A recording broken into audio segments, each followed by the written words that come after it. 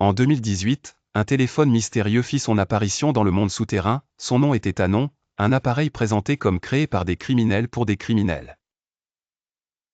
Les trafiquants de drogue, tueurs à gages et membres de mafia y voyaient un outil parfait pour agir dans l'ombre, à l'abri de la police. Mais ce qu'ils ignoraient, c'est qu'Anon avait en réalité été conçu en secret par le FBI. Depuis toujours, le crime organisé cherche à garder une longueur d'avance sur les forces de l'ordre, et l'arrivée des téléphones cryptés avait semblé être une solution idéale. Le premier grand acteur fut Phantom Secure, fondé en 2008 par Vincent Ramos, qui proposait des BlackBerry modifiés et dépouillés de caméras, micros et GPS.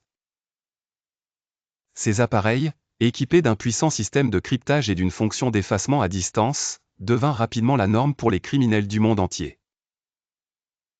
Phantom Secure se répandit à vitesse fulgurante, utilisé par des trafiquants internationaux comme par des gangs locaux. Mais le 15 mars 2018, le FBI, avec l'aide de la police canadienne et australienne, frappa un grand coup. Ramos fut arrêté et son empire s'effondra en 24 heures. Pourtant, les enquêteurs savaient qu'un autre acteur prendrait vite le relais, et c'est là qu'ils eurent une idée audacieuse: pourquoi attendre, quand ils pouvaient eux-mêmes créer le prochain téléphone sécurisé? Ainsi naquit Anon, un smartphone en apparence ordinaire, doté de fausses applications comme Netflix, Tinder ou Candy Crush.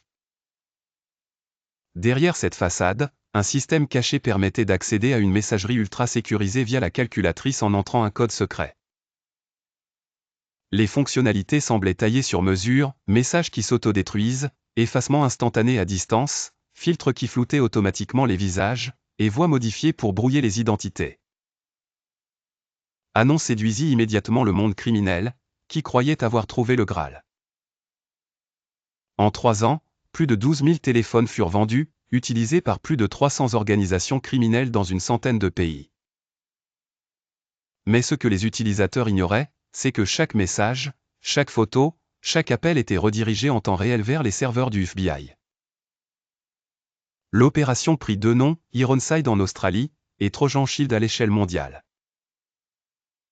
Les agents surveillèrent discrètement plus de 27 millions de messages, assistant en direct à des trafics de drogue, des assassinats planifiés et des opérations de blanchiment. Mais ils devaient rester prudents: intervenir trop souvent aurait éveillé les soupçons, alors ils choisirent avec soin leur moment pour agir, parfois pour sauver des vies. Une limite légale approchait: une autorisation délivrée en Lituanie, qui permettait au FBI d'espionner Anon, allait expirer le 7 juin 2021.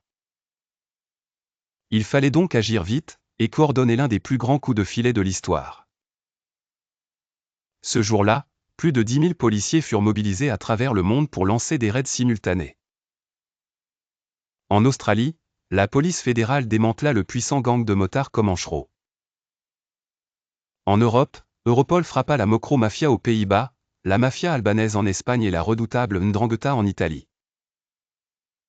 Aux États-Unis, le FBI s'attaqua à la MS-13 et à la mafia mexicaine, arrêtant leurs chefs et saisissant drogue, armes et millions de dollars. Au total, 800 arrestations furent réalisées, accompagnées de la saisie de 38 tonnes de drogue, de plus de 250 armes et de 48 millions de dollars en liquide. Cette opération titanesque ébranla le crime organisé mondial et prouva que même leurs outils infaillibles pouvaient être des pièges. Le message était clair: si le FBI a pu créer et contrôler Anon, alors aucun système crypté n'est digne de confiance.